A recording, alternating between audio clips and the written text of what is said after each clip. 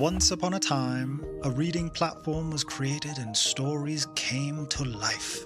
Readers reported fearsome dragons in flight, monsters emerging from the depths, and mysterious spirits entering our world. Campfire is where you can enjoy your favorite genre fiction through an interactive reading experience right here in your web browser. Discover new reads and unlock exclusive bonus content like short stories, world lore, and character profiles as you progress through each book. You will explore faraway worlds, swoon over star-crossed lovers, and embark on epic quests, all waiting for you just beyond the page. Save stories to your bookshelf with custom collections and join a community where you'll support the authors with higher royalties than anywhere else. Create your free account and choose the genres you like to read, then cozy up with a new book. Campfire is where the stories come to life. Welcome, everybody, to Genre Mashups in Fantasy Literature. I'm Julia Vee, your moderator for today. I am the co-author of Ebony Gate, which I will wave up into the camera, and then I will let the panelists introduce themselves, starting with Robert. Hi, I'm Robert Jackson Bennett. I wrote the Divine Cities trilogy, starting with City of Stairs, and the Founders trilogy, starting with Foundry Side.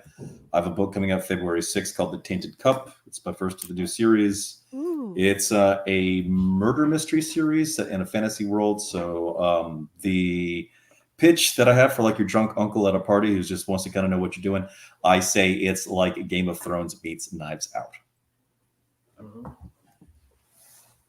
Okay, and on my right, Steve. Hi, I'm Steve McHugh. I'm the author of several urban fantasy series, the Hellocan Chronicles, Avalon Chronicles, and Rebellion Chronicles, which is one story. The Riftborn books, and also science fiction series, The Wardens, the first book of which Tome came out last year, and most recently this, which is my first in a series of hopefully a series of vampire books. This is called Those Who Dwell in Darkness, and a bunch of novellas and other bits and pieces. Tendai. And I am Tendai Huchu. I write as TL Huchu. I'm the author of the Edinburgh Nights series. We've got 3 books, starting with The Library of the Dead. I'm currently working on edits for the 4th installment in the series called The Legacy of Arniston Hall, after which I'll do the 5th book and the series will conclude. So it's kind of a mashup of urban fantasy, a bit of the paranormal, and sort of like detective noirish genre. Thank you. RJ. I'm RJ Barker. I'm the author of 7 books to date, and the first one's with The Wounded Kingdom, which is Age of Assassins, the first one, and they're like fantasy murder mysteries. I suspect me and Robert both going to be big murder mystery fans, which it is, and Tendai. Everyone loves a murder mystery. And then my next books were the Tide Child books. This is the first of the Burn ships, and they're like a mixture of naval fiction and fantasy with massive dragons, because you can't go wrong with a massive dragon. And this is my latest one, fancy hardback there, Gods of the Wyrdwood, which is if you've only read this one, which you have because the others aren't out yet, it's kind of a fantasy meets folk horror, but maybe there is more than that going on. Who knows? And I'm definitely not telling you because I'll get in terrible trouble if I give anything away. And last but not least, Josiah. I'm Josiah Bancroft. I'm the author of the Books of Babel, and more recently the Hexologists, a new series that is sort of a fantasy mystery set roughly in an urban landscape. Okay, so my assignment was to look up what is a genre mashup, right? And so amazingly, Reddit had a number of wonderful suggestions in the fantasy subreddit. And I think for me, I always will start first with movies and television when I think about properties that have a mashup element. Are there any television shows or movies that you think really embody like what's going on in fantasy with a mashup? Well, I'll have a go. I'm Zimbabwe. I'm Zimbabwean. I was born and raised in Zimbabwe, and Every Friday we had one TV channel that started like 4 p.m. and finished at 10 p.m. For years. That's all I grew up on. So we were all watching the same stuff. But every Friday night, they had these really dope kung fu movies, right? Kung Fu Troublemaker, The Silver Fox, and all that. We used to consume that. And I was like really, really into it. Then it kind of faded off, and you didn't get that type of cinematic experience anymore. Certainly not on TV. And I got into other stuff. But my favorite sort of like genre mashup is more recent. I don't know if anyone's watched The Kingdom. It's a South Korean flick. Yes. So it's bloody brilliant, right? So Yes. so it's got this feel of these old school epic martial arts films, but with zombies. And initially when I watched it, I was like, no, this is just it shouldn't work. It really shouldn't work, because I mean, timelines, like most of the times when I've consumed zombie flicks, it's had a modern sort of like dystopian thing going on. You know, even if you think of sort of like Night of the Living Dead or whatever, that was contemporary of its time. But this has taken the zombie genre into like these ancient South Korean kingdoms. So you're getting these martial arts, and you've got these weird zombies. It is absolutely brilliant. That's a flick. Like when I watched it, and it's so successful. The elements shouldn't gel together. They shouldn't work, but somehow they do, and it's absolutely amazing. The Kingdom. Yeah, I've been watching with my son a show called Uncanny Counter. Great It's show. also it's in these demon slayers that work at a noodle shop in Korea. It's amazing. And like you said, it shouldn't work, but we still find it so engaging. Anybody else jump in? Speaking of the South Korean thing, I would also say Sweet Home, which is sort of a post-apocalyptic horror thing. It's a bit hard to describe it, but people turn into monsters for seemingly no reason, and they eat people. Legit. And then society completely collapses, and the first season is basically they're all stuck in a high-rise apartment building, and the second season is they've gone out into the wider South Korea and discovered that everyone's either trying to eat each other or trying to hide from people trying to eat each other, and it's brilliant and completely mad. And but the first one that I thought of when I thought of genre mashups was Farscape, which manages to mesh science fiction and pretty much every other genre you can manage to think of at some point and on a weekly basis. I suppose kind of Star Trek is a genre mashup, because every so often you'll get the holodeck episode, which I absolutely hate. Suddenly it's like a 1930s mystery show, which is quite sort of jarring. But I tend to consume a lot of my SFF TV while I'm writing, so it washes over me.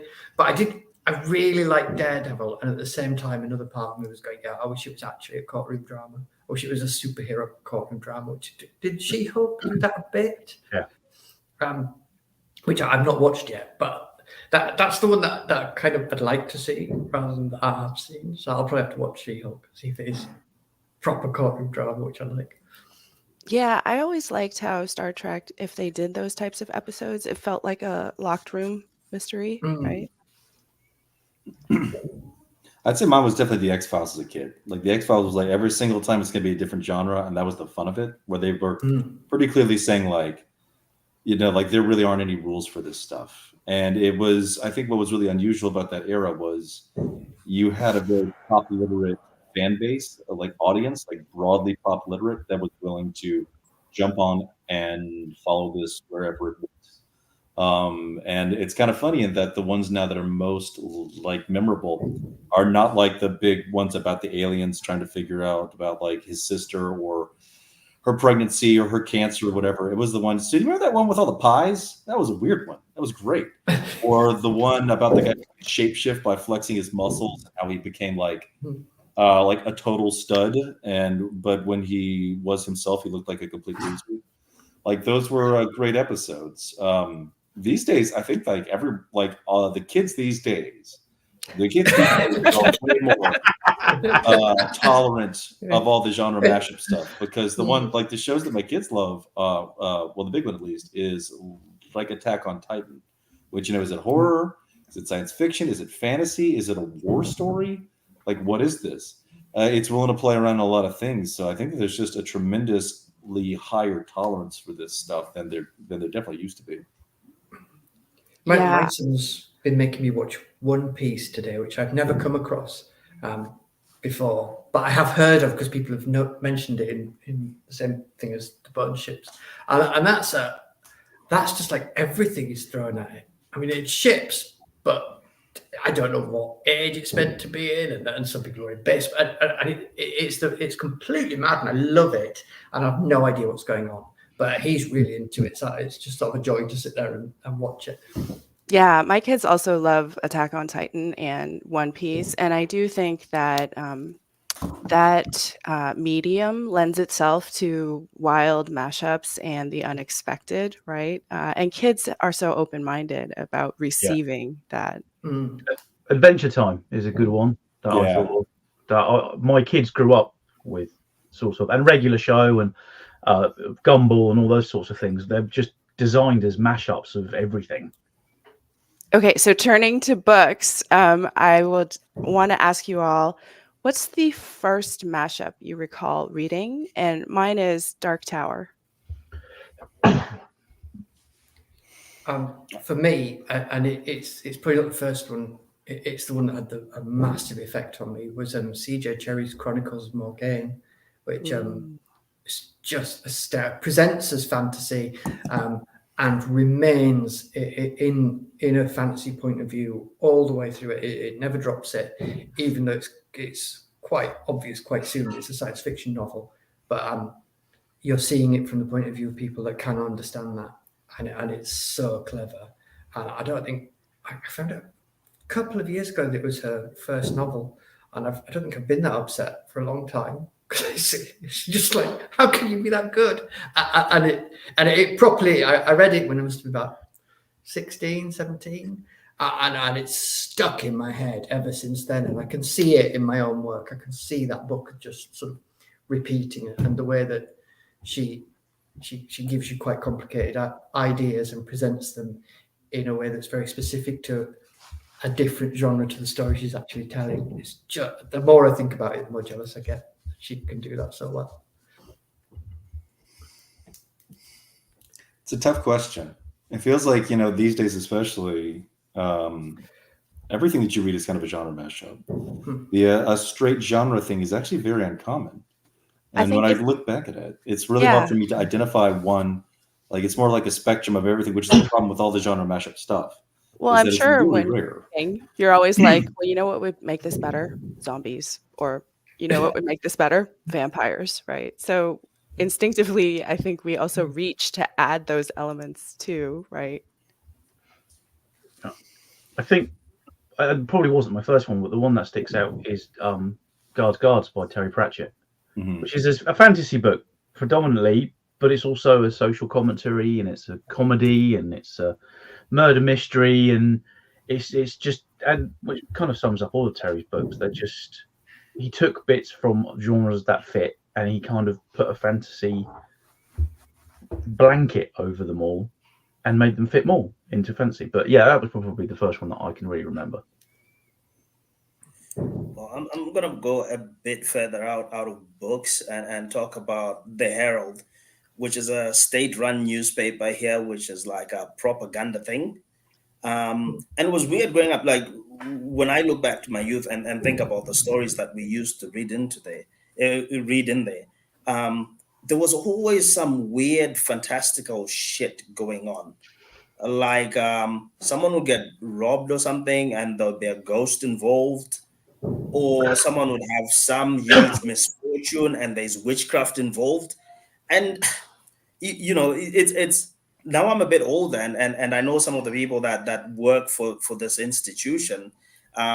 some of them tend to believe the stories that they're told, but there was a lot of wild stuff in there that we were constantly consuming. And later on, when I started reading, say, magic realism, I kind of recognized those stories, those South American, those stories from the Herald in those South American tales. So if ever you want a wild experience, go to theherald.co.zw, and I'm sure you'll find some crazy story that you find unbelievable presented to you as news. I think it's really tough to do this because you have to be really pop literate to identify when there's a mashup. Like as a kid, you're just like, oh, this is what books are. It does this stuff. But it's only when you get a little bit older, you're like, oh, wait, this is acting like this. Like it was only like 2 or 3 years ago that someone was like, Top Gun is not a war movie. It's a sports movie. And I was like, oh, that makes sense. They're all competing among each other to win the top prize. And I don't even remember the actual war they fight because I don't remember who they're fighting against. I just remember a bunch of shirtless dudes who want to beat each other. And once it takes a level of like pop awareness to even like identify this stuff. So when it comes back to me as a kid, like I had no idea what these things acted like, or maybe I was just too stupid to really identify any of this stuff. So to like to me as a kid, this stuff was just what books did, and it was great and fun. And sometimes there would be like zombies or monsters and a cop in like what was like cop books, or you would have space aliens in like knights and shining armor stuff. And I was like, got it, sold. Not thinking about this. I think that's true of most readers. I don't think most readers are thinking about genre mashups. They're turning up and going, entertain me. And I always think that because I find the idea of thinking about it quite hard, because if somebody does it right, it never occurs to me because I'm in the book and I'm lost in it, and I'm not thinking about genre. I'm just thinking about being told a story. So that it's a really, like Robert said, it's really hard to sort of thing is, and the only reason I can point so directly to CJ Cherryh is because that book was the first ever time I came across it done in that way, and it was one of the first books that made me, the way it uses language, actually think about it in a critical manner rather than just as a reader, which was the rest of the time, to be honest with you, quite oblivious. I'm just tell me a story. But Ajay, you mentioned something earlier, which is the word jarring, right? And that for me works. So see, a thing like Top Gun that you can easily watch and it works and it flows. And then you can sort of like really think about it and say it's a sports movie. That for me is like really sophisticated and it's well done. But I tend to recognize a genre mashup when it pisses off the purists. Right, there's someone who will say, "I've gone in for this experience, and it's got this thing, and I really don't like it. It's awful." So it's that element for me where I'm like, okay, this is definitely a mashup. So in a sense, I don't know if I'm right to say it fails in a sense. It fails to carry along sort of like the kind of person that consumes a certain kind of genre. There's a certain kind of like alienating aspect to it. But for the people that get it, it absolutely works and it's beautiful. Yeah, and I think sometimes it's hard to recognize because as a consumer or a reader, it's so immersive, right? So like I was reading Gideon, the Ninth, and I didn't know what was going on, but then, you trust that you're in the hands of this skilled storyteller, and then you're all in, right? Even though you're like, is this a space opera? Is this a gothic horror? Like, what am I reading, right? Yeah. Okay, we have a question, and it's from Lantern Valley. How do you get something that is not a mashup? What is a mashup? Is that even possible? And I guess if, like Tendai was saying, there are purists, right? So if you have a mystery and it's, I'm thinking of that specifically like a detective mystery like Bosch or Reacher, there's no fantasy element. Except for maybe Reacher being 6'7" and living in the world with only a toothbrush, right? Yeah, you can throw a grill off a roof. That's a little fantasy, the fact that he can hook a grill, I don't know, 20, 30 yards. Not totally buying that one off of a roof, but sure. Or, hang off a helicopter holding a gurney with a 150-pound person on it. well-known thing, hanging off a Yes. helicopter, one-handed. Yeah. I feel like when it comes to like mashup stuff, some of it is content oriented, where it's like, you know, you got the like where you got your knights in shining armor and you're throwing in your aliens. But I think the really fun stuff is when it's the guts of the thing, like how it operates, what the stakes are, the type of protagonists, and the structure. Like with Top Gun, like it operates like a sports movie. The beats and the structure and the way that it proceeds is the highs and lows of a guy trying to get good at a thing and competing, as opposed to a war movie where, you know, they're always like having to smoke cigarettes and be like, war's hell. Like there's no element of that in Top Gun. It's awesome from top to bottom. It's also like, because it is a sports movie, it's also totally implausible, because if you're actually flying these expensive planes for the military, you follow orders. You do not go rogue and do cool shit in the sky. Your ass gets canned if you try that. So they're also like, they don't compete among each other. They support each other and follow orders to the T, because that's how the military works. You're flying like a $3 million piece of, back then probably like a $3 million piece of hardware in the sky.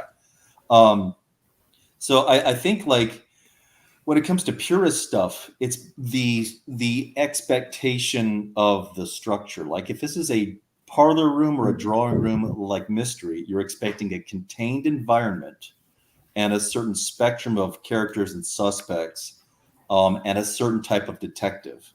Like the idea of having a nihilistic, drunken, drug-abusing, sex-crazed detective in an Agatha Christie story, well, to me, that sounds hilarious. To purists, they're going to say, this isn't what I want. No. I want someone in a sweater. I want an old lady, or I want a pretty boring copper in a hat. So I think a lot of it is expectations, but also like not just of what it looks like or what it's in there, the checklist stuff, the content stuff, like a grocery list, as much as how it operates, how it moves, the scope, and the stakes. I think Robert's right about the way things are put together, because Age of Assassins, my first novel, where it is in many ways a love letter to Agatha Christie, because I really adore what she does, and it was built around the end scene where you have the detective turn up and go, and this is how it's done, and they explain it to you because that's what you do in Agatha Christie, except because it's a fantasy novel, then there's a battle because you have to have a battle. But I still get email from people going, I really enjoyed your book, but I didn't like, why did you put so much exposition in the end? And I was like, that because that is how it works. That's the way it works, that type of story. And it is funny to see people who kind of run into something that they've clearly not come across before. Not funny, not just interesting. And then to have conversations with people and make them go and read Agatha Christie, which is what I always tell people to do. Mostly Miss Marple, because I just love her. Yeah, I really agree with what Robert is saying about why it does work, right? Like why a mashup does work is usually back down to structure, right? Because of reader expectations. So when I read Rivers of London, there are all these wonderful, fantastical elements, but it is a police procedural. And so it's giving me as a reader the things that I want from a police procedural, and then adding the supernatural on top of it. So I would say that if it didn't have the supernatural, it would just purely be a police procedural, and that would be the single genre as opposed to a mashup.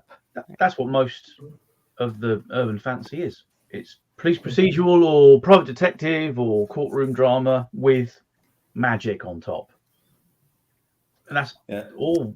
I think you could break down most genres like that. You know, a lot of fantasy books are just murder mysteries with dragons or magic. Yeah. Or Star Wars is science is an analogy for the Vietnam War with lightsabers and magic. I think a lot of fantasy and science fiction can just be broken down into its basic parts. I don't think there's a lot of fantasy, horror, science fiction, etc. That isn't an amalgamation of things, because that's what we want. We want to take something that everyone understands, a murder mystery or modern day person, and stuff that mythical and magical all over whatever it is they're doing. And you don't really get that in stuff by Karen Slaughter when they do murder mysteries, or by Agatha Christie. There's not an enormous amount of dragons in Agatha Christie books. So yeah, but if you want that, Steve, yeah, then you've written it. I'm here for you. Yeah. Well done. That's a nice segue for you. Okay, well, that is the perfect segue. Because the next question I was going to ask was, how has it influenced your work, right? Seeing these crossovers in other mediums. I'm going to call on you, Josiah.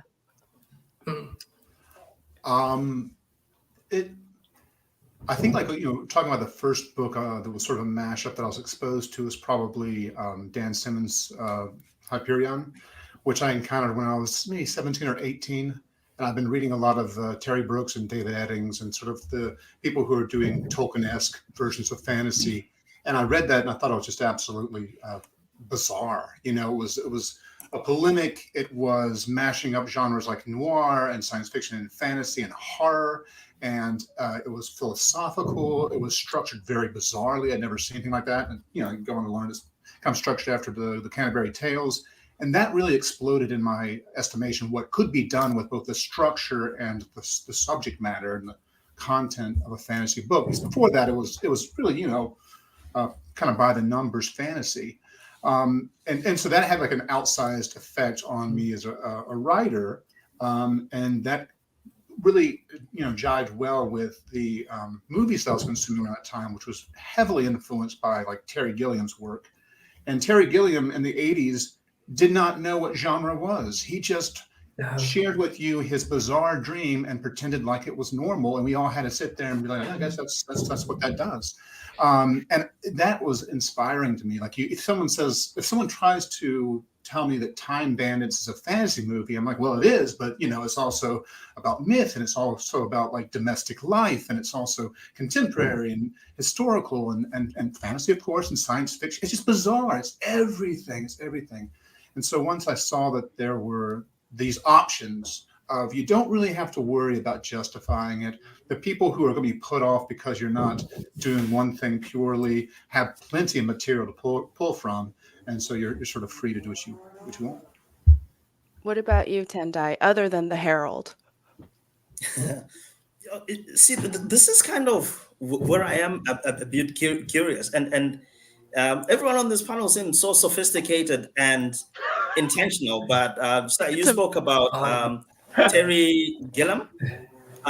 In the sense, so when I approach my writing, right, and I have some understanding of genre, but I'm often looking for like certain kind of like structural solutions to problems that I have within the storytelling. So I might do this, or stuff just comes to me. Like there is a scene in the Library of the Dead where I had this weird dream where I went up to someone's house and kind of got kidnapped and got set to work there. And then when I put it in the novel, where the lead character goes to the spooky house, and there's a dodgy butler there, and she can't get out because she's kind of tied to the house by her intestines. So people have remarked that it's kind of horror-y in a thingy that's more urban fantasy. So when I sit here, I'm thinking about the writers that I loved in my youth, like say Dickens, A Christmas Carol. Was that intentional, or he was just trying to tell a story? Or Dostoevsky's Crime and Punishment, which is in some ways a detective novel. How do we arrive to these things? That's the bit. And I know you can pretty much look at different genres and say, I want to do a mashup of this. But if you're working in service to the story, at least this is what I believe, then you might just end up with a mashup, but without the intention of having created one, if that makes any sense. Can I just ask, because it interests me, how many of us is it intention? Because I never think this is what I'm going to do. I just do a thing, and that's how it ends up. Do any of us actually sit and think, right, I'm going to take these two genres and I'm going to smash them together, and that's my plan? Well, no, that's basically good. when I sat down to write my Senlin Ascends, I thought I was writing a normal novel. I wasn't like trying to do a mashup. I was like, oh, this is just a normal story. This is how people write and read stories and what everyone enjoys. And it was only later that people informed me what it was that I had done. And so I think that, like, you know, the question of, do we do it consciously? I'm sure some people do, but I think for a lot of us, it's just finding ways to tell a story we want to and pulling from the influences that we have. I do it very intentionally. That's kind of like my thing, I feel like, to take fantasy and smash it with something else. Like the Divine Cities is a Cold War spy series with gods. The Founders Trilogy is cyberpunk plus like urban fantasy, and the Tainted Cup is people say Sherlock Holmes, but it's really a Nero Wolfe story plus like high fantasy. Initially, when you said spy series, I thought you said spicy, and I was like, "Wow, that's different." They're all spicy. I always put a little paprika in there, but take us a bit through the process then, like of how you do it intentionally. Are you looking and saying, "Okay, I want this genre and that genre," and then the story comes out? How does it work? The mechanics of sort of like the process. So it really depends on which one I'm trying to ape. Because like a spy series, like a Cold War spy series, for example, like Slow Horses or things like that, has a definite like beats, cadence, and stakes and things like that. Like when I wrote like City of Stairs, I was thinking of it as a John le Carré novel, but with gods in it. And so like John le Carré novels are very heavy with backstory, history, the way that these people operate in these strange countries, which fits itself very well to fantasy. Like trying to learn the rituals and rites of this strange place, and all these people that you used to know who are now dead or suffering, and things like that. And that mapped on very well to the idea of an urban fantasy in which the gods are dead, where there used to be gods, there used to be miracles, there used to be magic, but then they went way overboard, abused the world. Someone found a way to kill gods, and now they're gone. And all the magic things that they ever invented, this entire way of life went with it. And that mapped on very well to like Eastern Europe after the Cold War, and after the Second World War, where this is highly politically controlled environment with the wreckage of ideologies and lifestyles and people trying to practice things in secret. And that just worked out quite well. And like really the way that I pitched this was like the gods are nuclear weapons. If you have one, your country gets to do what it wants. It's the idea of, in this like wreckage torn world, like the Third Man, someone has found a nuclear weapon and is trying to access it and use it. And this is the spy who's been dropped into this world, who knows a lot about the history, who knows all about this stuff, and is trying to figure out, like, what is the nuclear weapon? Where is it? How does it work? Like, these things have their own. I mean, like, you think of this kind of a story, it has its own beats and cadence. You just put beards and swords in there, and bada bing, bada boom, you're done.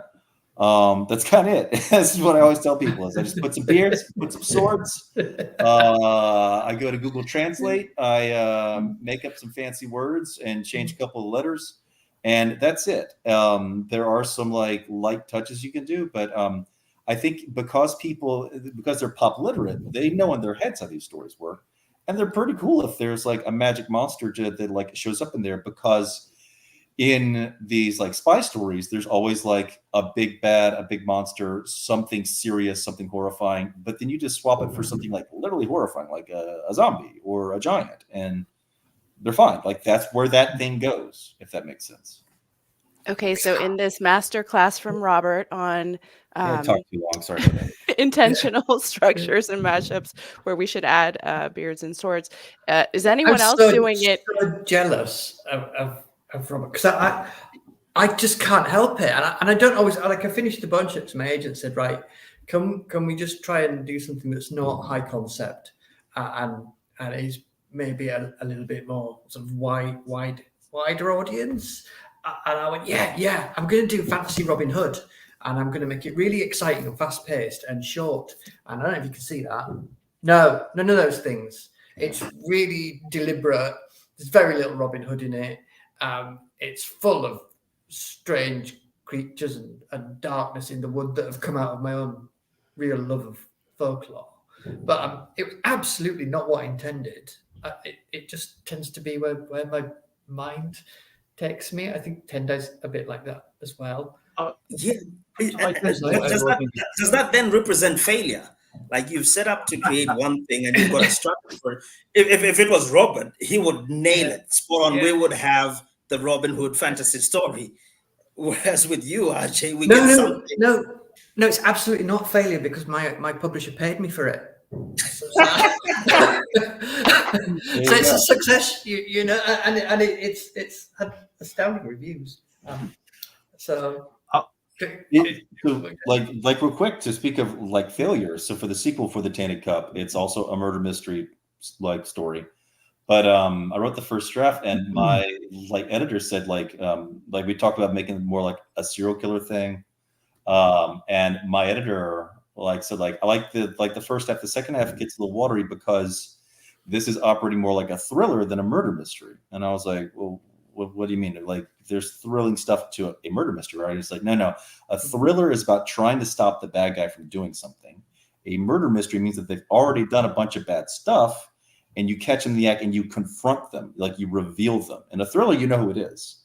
There's no like revelation as to who the bad guy is. You're trying to stop them from setting up the bomb. And I was like, oh shit, that's a good point. So I had to junk the entire second half of the story and rewrite that. So like there's like a lot of like trying to get the guts and the organ and the bones of the thing right. Otherwise it just kind of feels wrong, if that makes sense. Every book that I've ever written is because I thought it was cool. That's it. I'm with you, Steve. That's the only reason. I had an idea in my head about a character, and then I went, I should chuck a dragon at him on the Millennium Bridge in London and see what happens. And then I wrote it, and that was it. And that's where every idea I've had. So the science fiction series that I started writing is just urban fantasy in space. Basically, the vampires was because I actually wanted to make vampires scary and not friendly and sparkly and like kind. And the urban fantasy stuff was just because I love mythology, and I was like, I know what mythology I'm going to pick. I'm going to pick all of them, and then I'm just going to cherry pick the mythological characters and creatures that I like, and I'm going to stuff them in modern day England. And I'm going to have them do absolutely crazy stuff, like having Gilgamesh destroy the London Museum and stuff like that. Yeah, everything I do, all the books I've written is because I've gone, yeah, that's going to be great. And it doesn't always work out. I get paid, so I'm not a failure, but it doesn't always work out. Yes, I like that rule. The editor will go, you need to trim this down a bit because you've done too much. But that's the editor's problem and future Steve's problem as well. Yeah. It's looking like. Sorry, I want Robert to do as a pamphlet with his genre explanations, because I've literally never thought about those before. You said them, and I was just like, yeah, they're so right. I'm nicking those. Next time I'm interviewed, I'm coming out with those as my own idea.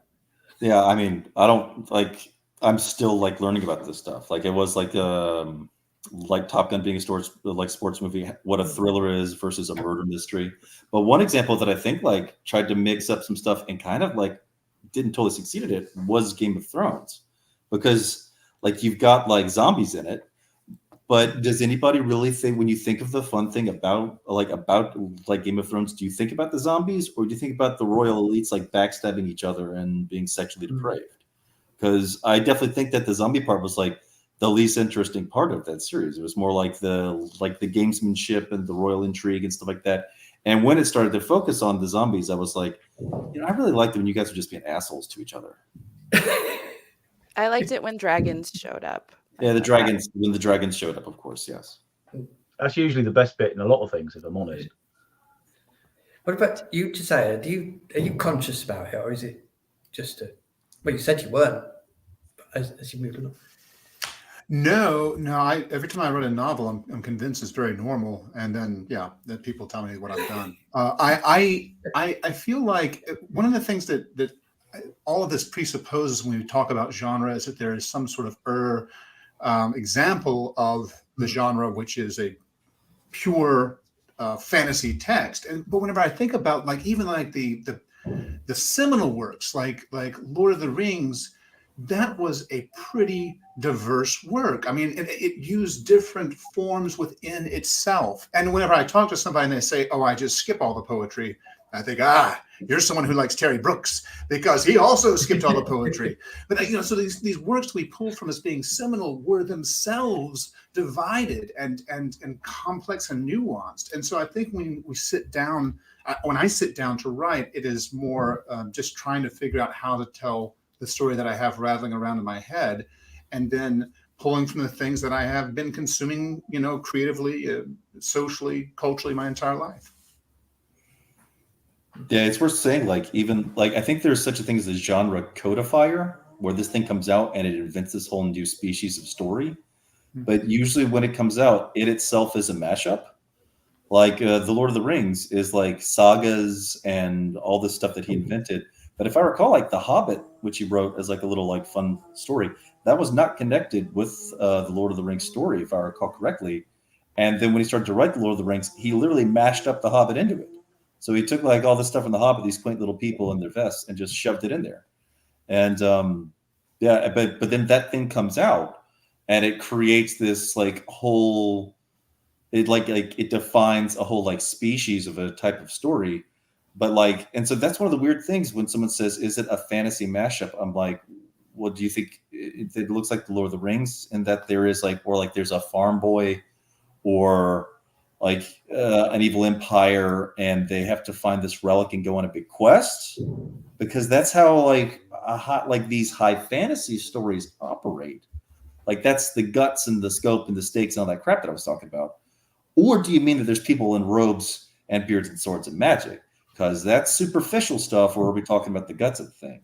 So I don't really know. I just try and list the stuff that I think will get people to read the book. That's what I do.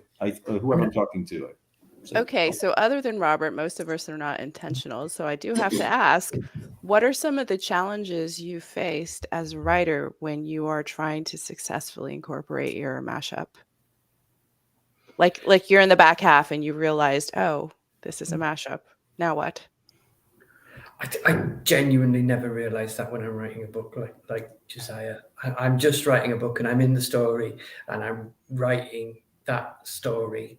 And I think for a lot of us, and probably even Robert, maybe in a slightly more calculated way, we're not sort of that consciously doing it as much as we are vomiting up all the stuff that we love through the lens of writing a fantasy novel. And that's where it comes out. But when you're doing it, for me, it just feels really natural. And it should be a murder mystery, or it should be a book about massive butts, because that's what I love. Or it should be a book about terrifying things in the woods, because I live near a wood and they're full of terrifying things and sticks that get you and funguses on branch that will get in your brain and murder you. And I love it all, as long as it's not near me. So I never think about that. I never consciously think about anything I'm doing with a book as I write it at any point. I'm just interested in finishing it. And then I'll go back and I might start to think about it a little bit more. But I am kind of the extreme end of not planning anything out. I'm a force for chaos on the page. I don't think about it at all, really. I do a little planning. I write notes and plan how I want it to finish and stuff. But by this time, the characters are developed and what I want them to do is usually in my head. And I don't even think about what genres it's going to be. If it's a science fiction book, then whatever other genres I'll pick from is just now part of the story.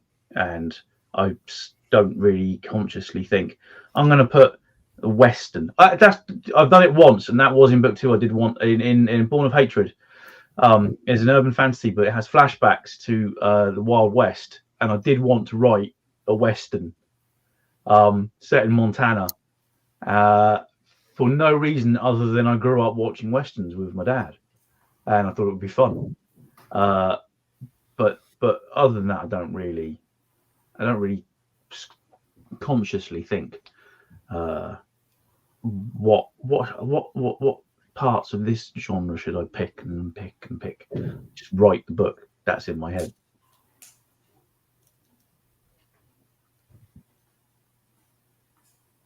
TL, I You're think on mute. you muted. Sorry. I was going to say. I thought Tinder was doing sign language at us. I was doing so well. There's an element of playfulness to it, right? Where, if you think back when you're a kid and you've got all these different toys and you decide to play with, I don't know, this racing car with like your sister's Barbie doll. And I use the sister's Barbie doll deliberately because my sister had Barbie dolls. So you kind of mashing things up and you are playing and you sort of see what happens. But if I think about my last, there is a novel that I'm trying to work with. The working title at the moment is The Four Marriages of Nakai Banga. And a lot of it in Sona culture, there's tons of different ways in which you can get married, right? So it's maybe your classical marriage plot. And I'm trying to work that in a sort of like an epic fantasy setting.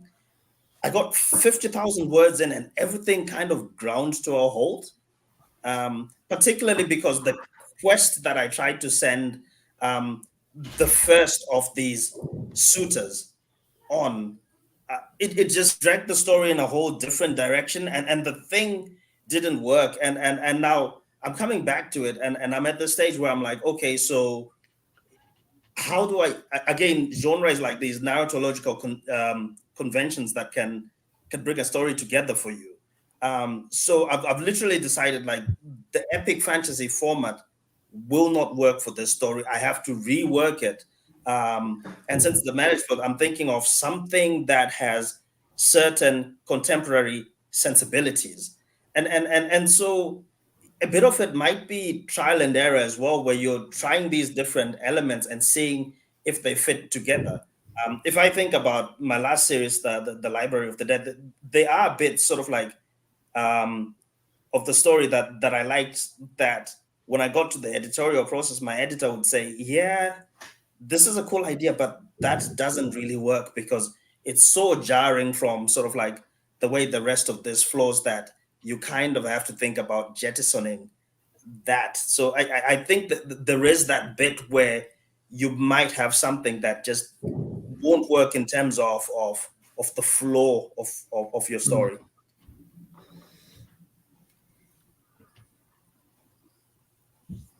I do think meeting genre expectations is important, right? So if, like Robert was saying at one point, there was a big difference between mystery and suspense, right? Either the crime has already happened or you're trying to prevent some big thing from happening. I would say some technical challenges would also be, is this satisfying to the reader at the end? Like if you read a whole detective story and you get to the end and they don't solve it, that would seem like dissatisfying to the reader.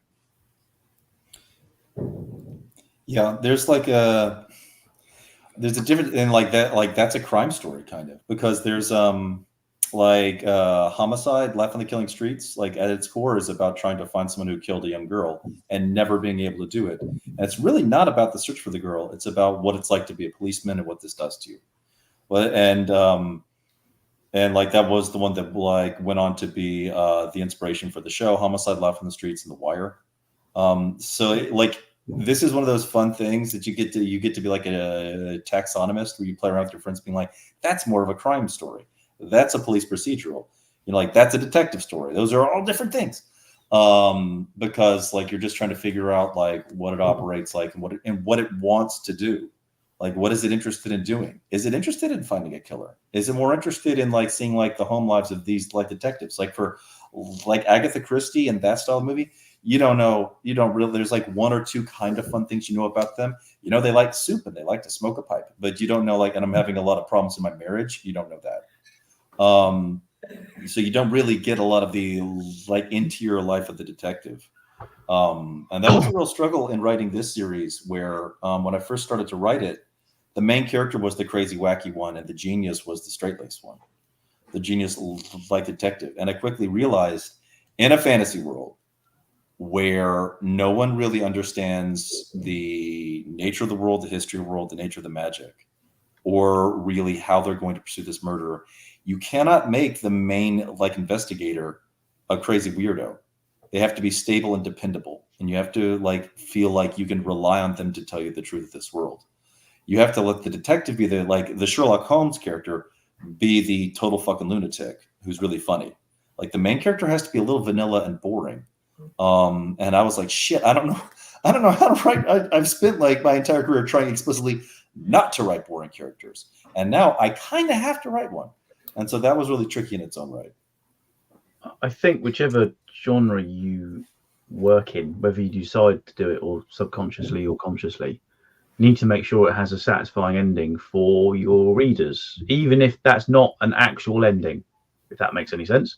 If you haven't solved the crime, but it still has to be, the reader still needs to go away from it saying, okay, I didn't solve the crime, but the main character achieved this, they've changed, they've become whatever.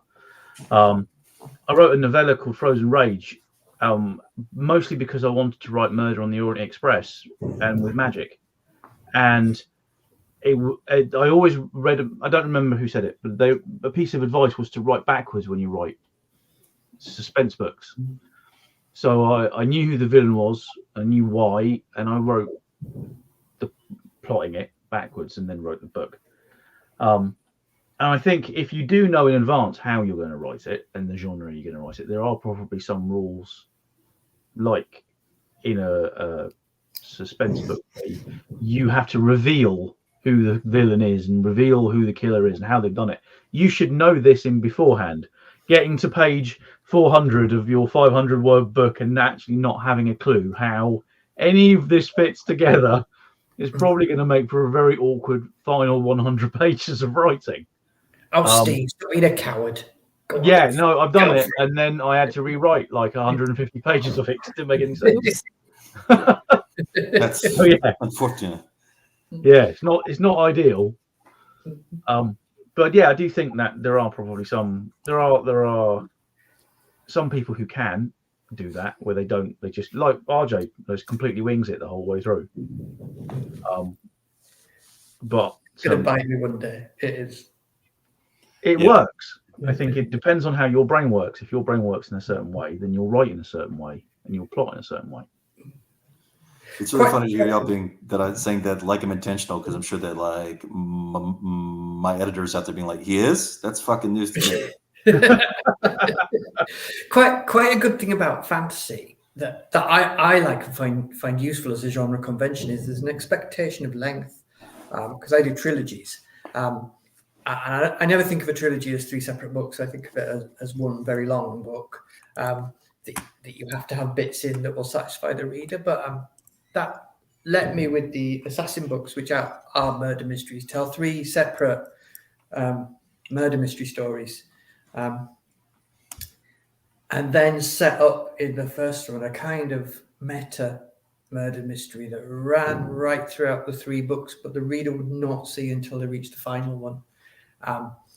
Which I don't think I could have done it as a sort of a more traditional murder mystery, because they tend to run in series. And will just keep going, or be one-offs. So that was, I'm quite pleased with myself for thinking of something that's genre specific.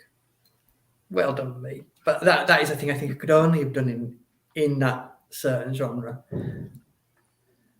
I think also there's a way to break the ending in at least the mystery genre, which is you can solve the crime, but the perpetrator doesn't have to get punished.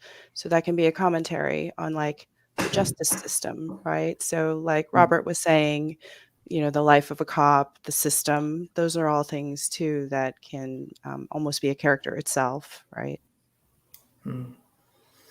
Unless you Miss Marple, because she has no forgiveness in her. She is cold. She don't care about your reason. That's why I like Miss Marple. She's a monster behind a little old lady. But she's absolutely dark side. Can I just very quickly ask, Robert, you said the book Homicide: Life on the Streets was based on, what was it called? Because I missed the title of it. It's Homicide: A Year on the Killing Streets by David Simon. It's written in the 80s. It is a brilliant work. It's one of those ones where it's a great example of world building. And you don't really, and it's nonfiction. This guy lived with these cops. He had to cut off his light ponytail and stop smoking weed, and hang out with these cops for a year. And the way he includes aspects of their lives is a great example of how to do world building.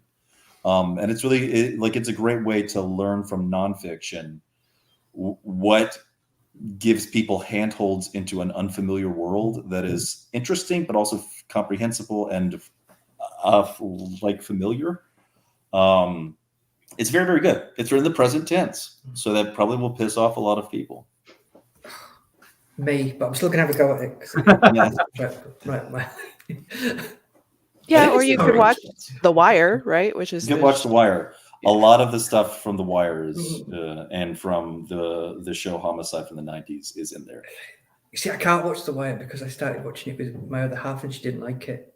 So I can't, because I need to pay attention to it, and that means and during the day I write, and I can't watch anything I have to pay attention to. So I have to read the book, but that's good. Okay, so we know RJ lives next to a haunted forest. Does anyone else want to talk about the role of setting in your fantasy mashups? I'm going to call on Josiah because he's on mute. Yeah, well, for me, a lot of my settings are urban, crowded, and that's mostly because I have some profound social anxiety, and so when I walk through the city, it is like I am on fire and everything is falling on me at once. It's a very intense sensation, and so a lot of my books kind of draw from that unpleasant experience and sort of try to parse it out, maybe sift through the ashes a little bit and get a grip on it. So yeah, a lot of my stuff is set in the city, which I try to avoid as much as I can, but one must occasionally go outside. So yeah, that's not a great answer, but there you go. Steve. My setting, usually by the time I've decided where the book is set, I already know what the genre is. So if it's going to be set on Earth, then I've probably picked the genre. And if it's not set on Earth, then I definitely pick the genre because that's very easy. So, or at least the main genre, and then I might take pieces from other genres depending on how it works. What I tend to do is I tend to figure out who the main character is, where the book is set, and then figure out. And usually by that point, I already know what the plot is going to be. So I might have to, if it's the first book, then I'll probably have to tweak parts of the world building or whatever to make things not quite so crazy, or easier on me, which is important. But yeah, no, the setting doesn't really come into picking genre. The genre sort of brings the setting over, so to speak. So I already know what I'm going to write and where I'm going to write it, so the genre sort of figured out. But that's just how my brain works.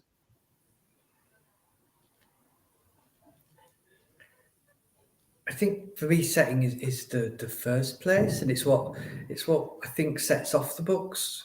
Because when you're asking these questions, Julia, I'm furiously retconning the way I write for each book.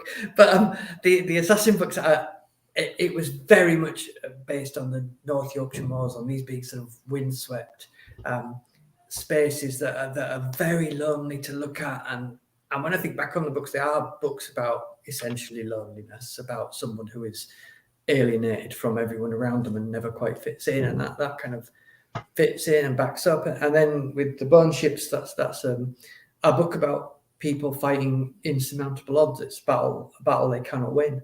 And the sea is a brilliant metaphor for that, because you're never going to win against the sea.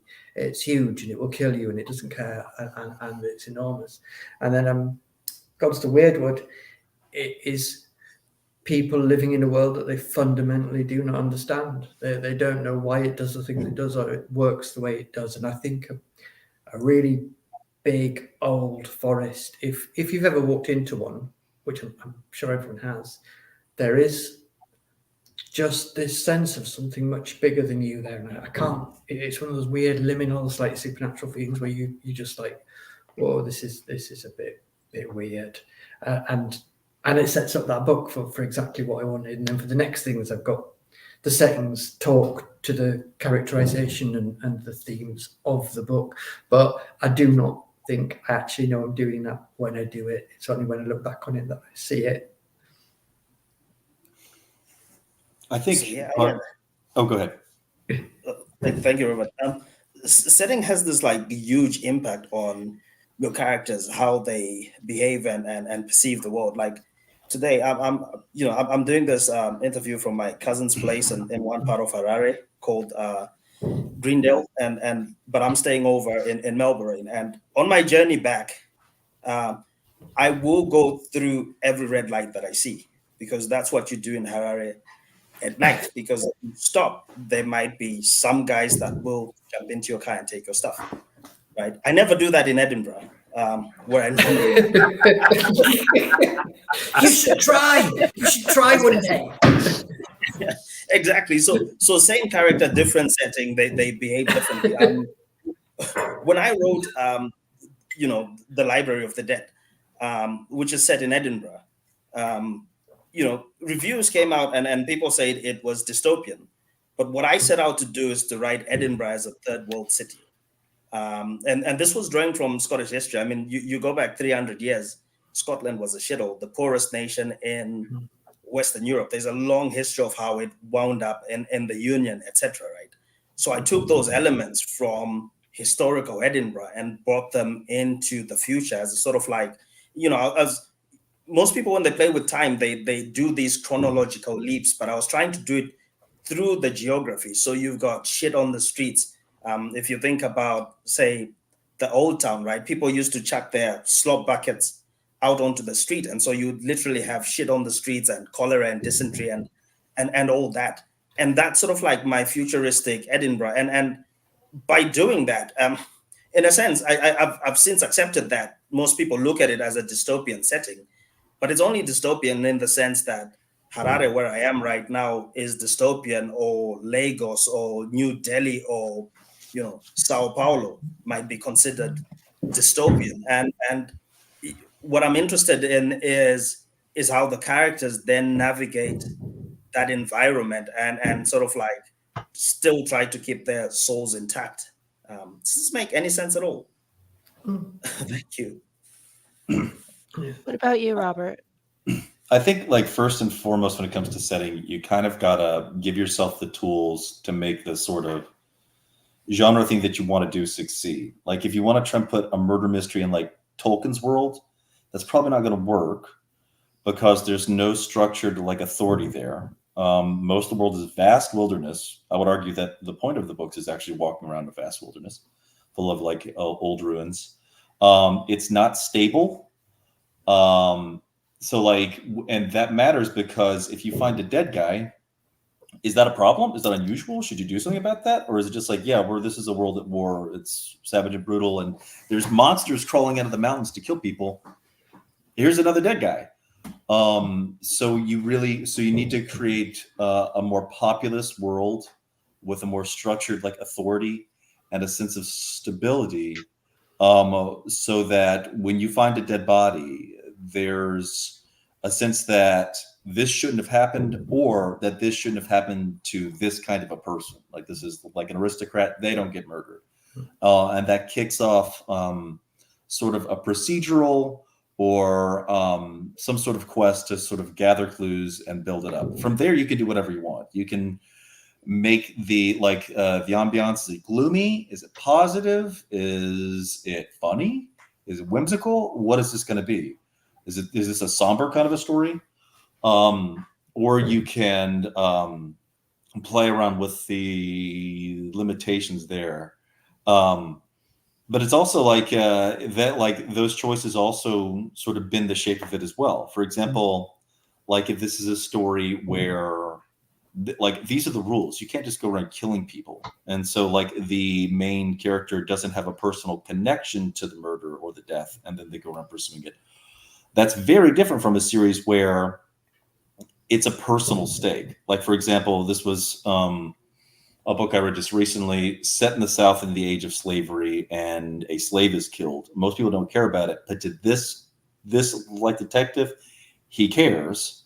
And even though he really isn't like vested with the powers of the like authority to pursue justice, he's still going to do it. That's a very, very different series from a book from a detective procedural. The stakes, scopes, authority, the powers of the main character, what's driving them, those are all very different things. For one person, it's a job. For another person, it's a mission. That informs like which aspects of the main character's life you're going to see. If it's a mission, we want to see what the mission is doing to them. We want to see why this is a mission. If it's a job, we want to see your coworkers. We want to see how your job works. Those are two the like it's kind of weird where you find yourself backing yourself into a series of expectations that you kind of have to meet. And like I quickly realized when I was writing this, I was like, I can't have the main character be too fucked up. This is this guy's job. Like I can't have him constantly being like, this job. Like that's the thing that gets really boring about like Batman, is that he's constantly like, this city. And like I'm like, I don't want to see you in your eye makeup crying in a dark room all the time. This is not who I want to spend my time with. So like, yeah, it's kind of funny how you don't like, even though you can try and be like intentional, you can still find yourself in places where you back yourself into a situation where you're like, shit, this is not what I want to be giving people. And I don't think it's what they want. Okay, so Robert, what you're really talking about is the series of decisions that as a writer you've been forced to make because of other choices you made earlier in your story. So like for me, I wanted to have a sentient magical city, and then that kind of drove the fact that it would have to be contemporary fantasy. So that forced that decision. For the rest of the panelists, have you confronted a situation where you've had limited decisions that you could make after because of something you did early in the story? Yeah. When I got to the thing about writing a trilogy, I hate rules. I wouldn't have liked anarchists. I don't like being told what to do. And when you write a trilogy, by the time you get to the third book, you're telling yourself what to do. And it's really annoying because you can't just make stuff up anymore, which is what I want to do. When I got to the third of the Assassin books, I'd set a set of rules up, and I wrote a sentence that broke possibly the most important rule in the world. And as well as being an anarchist, I'm also ridiculously stubborn and quite stupid, to be honest with you. I make very foolish decisions. But I just thought, I'm not deleting that sentence. I'm going to make that sentence work. And because I write completely on the fly, and it was the third book, and I was first time I'd written a full trilogy, and I was thinking, oh my God, I don't know what this book's going to be about. It actually ended up being the story engine for the entire thing, because then I had to find that, why have I broken my world, and how can I twist that to come back into the world and make the plot and the story that I eventually know I have to get to work. So those places where you find yourself in the squeaky narrows, as a writer, the most interesting places to me, because that's when I feel like I'm working and I'm finding more interesting and creative ways to get out of it. I've never, touch wood, written myself into a corner that I can't kind of get out of and quite enjoy doing it, because you get to feel quite smug afterwards and go, yeah, I didn't get caught. One day I will, and then I'll cry. I've written books where I've gotten halfway through the book and realised I need to do something, or need to have a character do something, and then I have to kind of write that character to preliminarily do it, and then feed it through the book, back through the book, so that they can do it when they need to do it. Mm-hmm. With those who dwell in darkness, there needed to be a bit. The main character is named Miles, and he's a vampire, and he works for sort of like the UN of vampires, making sure that everyone behaves themselves. and he has a dog called Church, and I needed to have something happen to him that if Church was there, it wouldn't happen because the dog would smell them or sense them or something. And this dog is massive, so I needed to figure out a way to get rid of the dog for a bit, without hurting the dog. That's very important when you're Good writing. clarification. The number of people who say dog doesn't get hurt, does it? Dog's fine. Yes, dog's fine. Dog's okay.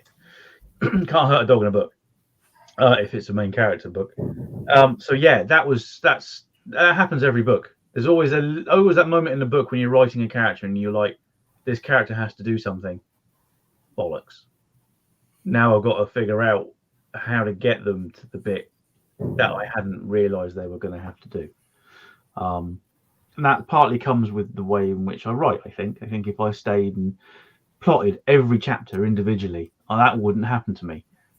But I don't want to do that because I've tried that and that doesn't work either. So basically my brain's broken and I just kind of figure it out as I go along when these things happen. What about you, Tendai? Did you feel like you had gotten to the end of your trilogy and there were a lot of rules that you had to follow for book 3? Yeah, and I think the joy of it is sort of like as you set up your world and it's got these rules, right? Thinking about Steve's dog, the way it happens, you do end up finding some kind of solution within the framework that you've set, and it's very, very satisfying. Like one of my key rules was the main character, because she's not a classically trained magician, but she's having all these dealings with these highly trained magicians. She's never the most powerful person in the room. She's never the one who gets to kick ass. So she kind of has to MacGyver her way out of situations, and it's the fun for me is getting her into the situations and seeing what she's going to do. So I do like that, because I think like if you've got a board with black and white squares, and you've got all these pieces, you're playing chess, but the pieces can only do certain things if you're playing according to the rules. But within that, there's an infinite set of moves that you can pull off, and it's a lot of fun to do. What about you, Josiah? No, I haven't. I've never made any mistakes. The books just come out right the first time, which is what I would recommend to my friends here. If you just do it right the first time, you don't have to worry about that. No, I mean, I think like my books go through so many drafts, and I have rewritten them to nuts 2 or 3 times each time, because I don't know what I'm doing, and every day is new. And I'm just glad to be here. Thank you. I think writing is rewriting. Making mistakes and then having to fix your shit is where it all comes from. And if you don't have to do that, you're like a savant, or you're very, very lucky. Yeah. But, Or just you don't care, like indifferent. You just don't care. Yeah, that's it. You got your readers. They're willing to be up every single year. Wow, that's some lucky stuff. It's what editing's for. That's what it is for. Yeah. There's like I think of like this sort of stuff as like, imagine you're on a first date, but it's like Groundhog Day, where you go back and do stuff again and again and again until finally you're having like the perfect date. It takes like 80 tries, but eventually you can just keep editing, keep changing, keep fixing stuff a little bit until finally like you're having the perfect date. Like anybody would want to have that power, so why not try and do it real quick before you get out there in the world? I can't remember who said it, but it was a really like people say those things that they're like in your head. Someone said that writing is time travel to me, and it absolutely clicked, because as long as the first book's not been published, there's nothing you can't fix. Because if you find out you need a talking goat in book 3, you can go back in time to the beginning of book 1 and you can put that talking goat in. And if book 1 has been published, then you just put it in book 2. And there's no limit to how many times you can do that. You can fix anything, because we're writers and we cheat massively. And then our books come out and we go, yeah, that's the first draft. We were always told, or I was anyway, that you should always stick to the rules of whatever world you have created. So we create a world with these rules, and then we spend our entire time trying to break these rules to make the story we want to tell. And sometimes you do have to figure out a way how to, if not break, bend greatly, so that you can tell the story that you want to tell with the rules in place that you have stupidly put there in the first place. And that's sort of what the whole job is half the time. It's just breaking and bending the things you have said. You can't do that, and then you need to do that. Yeah, it feels like you're having to pack your survival kit before you go out into the wilderness, and then you always have the chance to go back and be like, shit, I need rope, and then you get to go back and be like, yep. So in revising or fixing, have you ever made choices where you realize, okay, so this is noir mixed with fantasy, I need to have more noir elements, or yes, I got my dragons in, but I need accoutrements for my dragon to make it feel more like fantasy? Have you had to do that? My editors have told me I've had to do that. Probably more than once. Like, there needs to be something that you have to do this here, this person can't do this, that sort of thing. But I don't think I've ever finished my novel and then thought, this needs more something. Because by the time I've written it and then edited it, I'm so close to it that I can't see what it might need or might not need, which is why you have an editor, for them to say, this is garbage. Here's a big red pen that I've marked all the way through to say that doesn't work. Yeah, so I personally haven't, because that's what I have an editor for. I have, and I can tell you a horror story, and I'm going to apologise to the other writers here because they probably won't sleep tonight when I tell them this horrific thing that happened to me because of noir writing, which I deeply, deeply love. And when I am tired or not concentrating well enough, I fall into first person because I find it the easiest way to write. And this is Gods of the Wyrdwood, and it's 186,000 words long, written in first person. And the first draft came back from my editor, and the last note on her edit letter was, do you think first person was the right decision for this book? Oh, and I was, yeah, because it looks absolutely the right decision. And I woke up the next morning and just thought, no, it was absolutely the wrong decision. It should be in. So that's my horror story for this book. 186,000 words that I had to put into second. Really? That's not right. Yeah. I still wake up sweating, thinking about it. That's the PTSD shit right there. Yeah. Yeah. It wouldn't be so bad if she hadn't been right, but my editor's always right. It's very annoying. Those pesky editors, eh? Yeah. I have a thing with the character that I'm working with who has a certain voice. And each time I do an installment, I have to do the voice again. And a lot of the work with the editors is just even basic word choices, like, would she really say that? And there are times where I think, I've really got this, but I have to go back and think about, my character is sweary, but there's certain swear words that she wouldn't use. And so you're always having to have this balancing act in terms of how she uses the language, which is interesting, but it can also be, it's a blow to the ego when they point out, this kind of sounds like you. The character doesn't sound anything like this. Yeah. I must say that I do love to be edited, because I've talked to people who go, how do you take that? Is it difficult for you to be edited? And honestly, like me, if it's took you 13 years to get to the point where you get a book deal, you're just glad somebody's paying attention. And that's just yes, please edit me. Just tell me all the things about my work. I love it. I love editing. It's brilliant. It's like you've got the outline and now you're just figuring out how to colour it in properly. And editing's great. Yeah, but that's where the core of it is. I think that's the difference between someone who writes for fun and someone who has the brain type to want to take it to the next level. Because a book is a conversation, a story is a conversation, usually with yourself, but also with an imagined audience.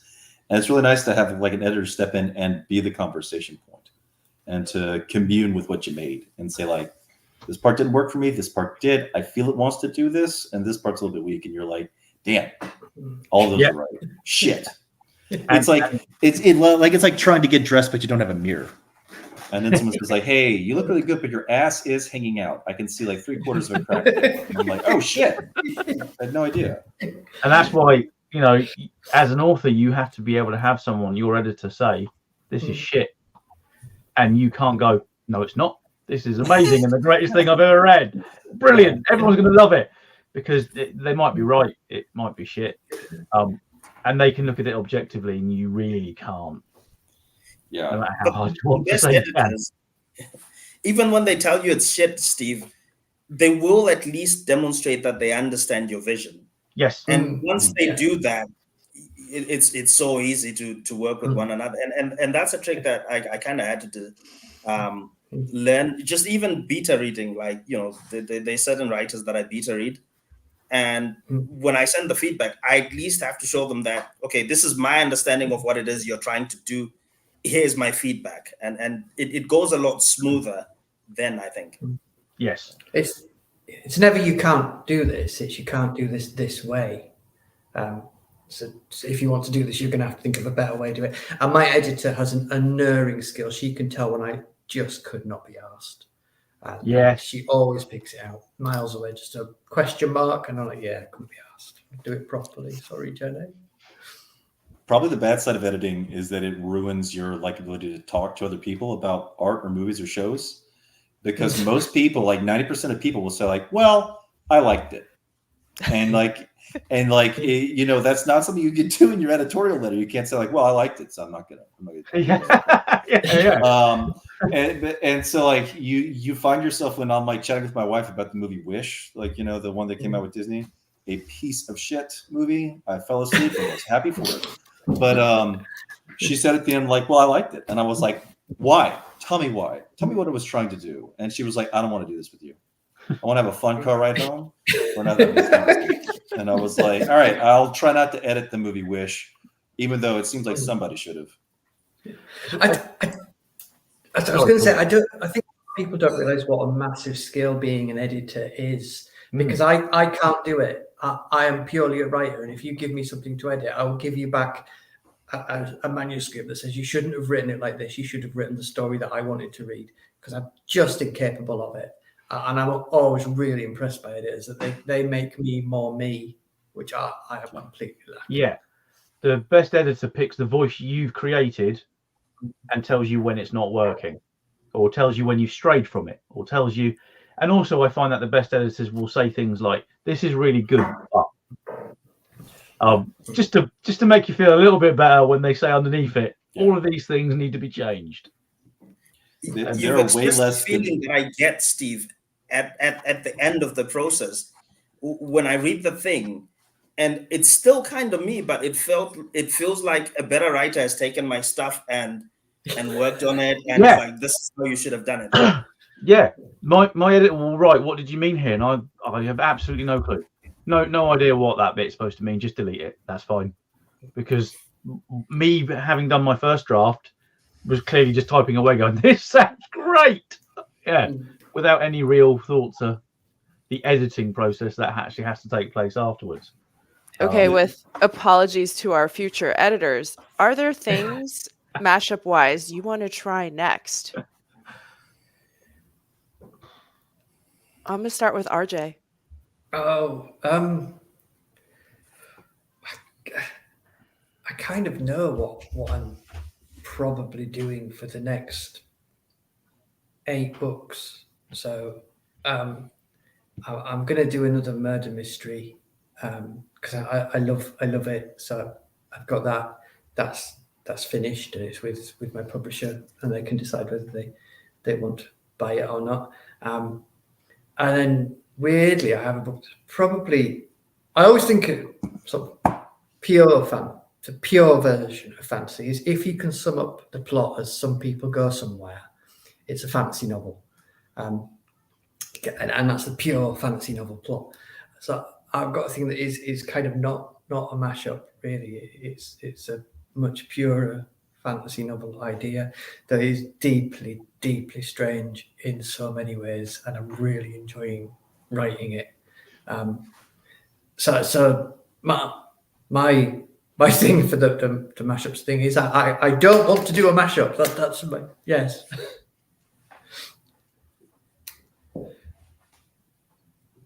I feel like you put your thinking cap on, Robert.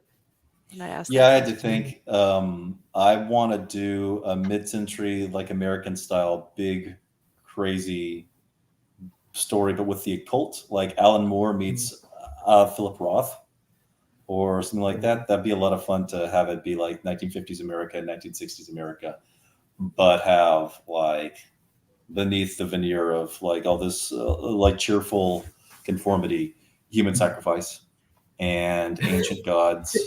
And someone to what? I said that's not dark. So, I mean, if you're mixing with Alan Moore, what do you think? It's not going to be all roses and posies, but yeah, I think that would be a lot of fun to do. The thing is, like this is one of the things that affects my genre, like mashup plans. Is do people want that? Do people, or is there a big appetite for a 200,000 word Great American novel pastiche with human sacrifice and all that shit that I just said? I don't know. So, but I'm marinating on it. That's on the to-do list before I kick the bucket. I'd read it. There we go. I got one. Yeah. Now it's on my editor, but hey, man, you want to edit this? What about you, Tendai, now that you've finished your Library of the Dead trilogy? Oh, it's though I've done the first 3 books. There's 2 more to come, then it's done. So I've got the 4th one out in October, then another one hopefully next year. But after that, I'm going to that marriage thing that I told you about that didn't quite work in an epic setting, and so I'm trying to work out, the whole marriage plot thing. Will I be able to get? I don't even know the sensibility of a comedy of errors in there with, those kind of like 19th century type, so definitely not epic fantasy, but a kind of 19th century kind of epic setting. So I'm trying to juggle elements. It hasn't yet gelled together. I'm still working my way in there, but that is definitely the next project that I want to do.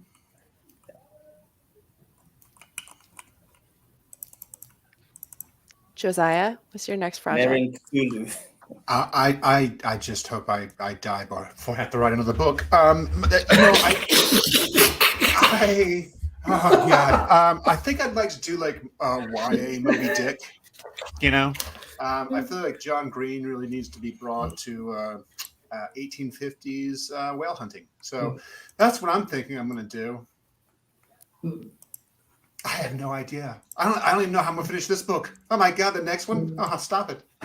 You have to have a whole chapter that like basically is like yelling about like weird biological things, because the Cetology chapter of Moby Dick is one of the funniest things I've ever read. He's like super pissed off about manatees. He's not here for that shit. They're not like and you're just like, when Queequeg like dives through the dead whale and comes out the bottom, his hair is still going to look great.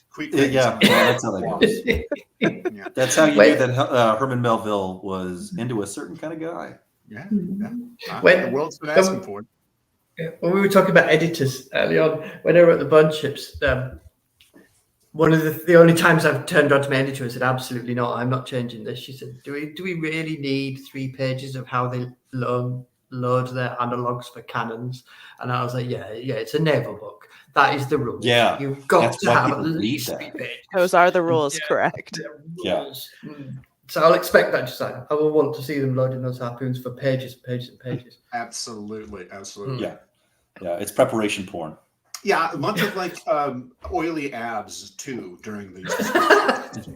Shirtless dudes being competent in a tight environment, but sensitive as well. But sensitive. Is that I mean, on the ocean. What about you, Steve? How do you top that?